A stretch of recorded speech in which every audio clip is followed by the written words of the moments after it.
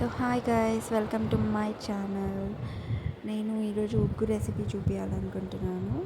So మా బేబీకి 6 months, నేను ఉగ్గు స్టార్ట్ చేశాను. మీకు కూడా చూపిద్దామని వీడియో క్రియేట్ చేశాను. ఇది 6 months ప్లస్ బేబీకి. 7th monthలో యాడ్ చేసుకునేవి నేను తర్వాత చూపిస్తాను వీడియోస్లో. సో ప్రస్తుతానికైతే రైస్ టు దాల్ 2:1 రేషియోలో తీసుకోవాలి. నేను ఇక్కడ పెసరపప్పు ఇంకా రెడ్ పప్పు తీసుకున్నాను. కందిపప్పు అయితే ఇప్పుడే యాడ్ చేయలేదు. సో 2 cups రైస్ అయితే 1 cup పప్పు తీసుకున్నాను అనమాట. ఇది ఫస్ట్ మంచిగా ఒక 1/2 hour సోక్ చేసుకొని ఇట్లా డ్రైగా ఒక క్లాత్ మీద ఎండలో ఆరబెట్టుకున్నాను. తర్వాత దాన్ని స్టవ్ ఆన్ చేసేసి కడాయిలోకి తీసుకొని మంచిగా డ్రై రోస్ట్ చేసుకోవాలి. ఇక్కడే మనకి పప్పు మనం కొంచెం చాలామంది పప్పు సోక్ చేసుకోరు, నేను సోక్ చేసుకుంటాను. ఎందుకంటే పప్పులో కూడా డైరెక్ట్గా కుక్ చేయొద్దు అంటారు కదా. సో కొంచెంసేపు సోక్ చేసుకుంటా. సో ఆ పప్పులో కొంచెం పచ్చిదనం పోవాలి అంటే కొంచెం ఎక్కువ రోస్టింగ్కి మనకు కొంచెం ఎక్కువ టైమే పడుతుంది. సో మంచిగా రైస్ ఈ పప్పులు అన్నీ మంచిగా డ్రై చేసుకోవాలి. ఇక్కడ ఇదే మెయిన్ స్టెప్ యాక్చువల్లీ మనకి.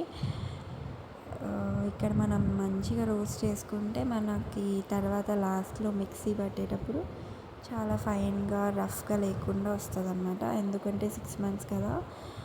సో మంచిగా జాగ్రత్తగా చేసుకోవాలి.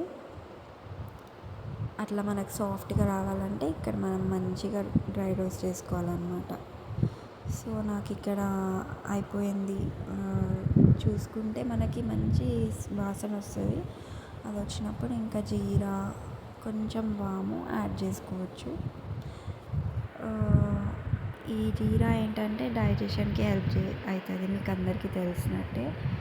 సో వాము ఏంటంటే ఇట్లా యాసిడిటీ, గ్యాస్ట్రిక్ ప్రాబ్లమ్స్ ఏం రాకుండా హెల్ప్ చేస్తుంది అన్నమాట. సో అది వేసుకొని ఇంకొక 5 minutes అట్లా రోస్ట్ చేసుకున్నాను.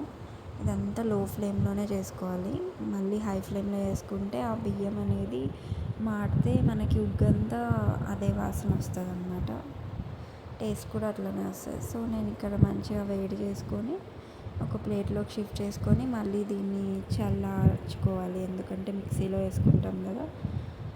సో ఇంకా నేను చల్లగా అయినాక మిక్సీలో వేసుకుంటే చూడండి నాకు ఎంత ఫైన్గా వచ్చింది టెక్స్చర్ అనేది.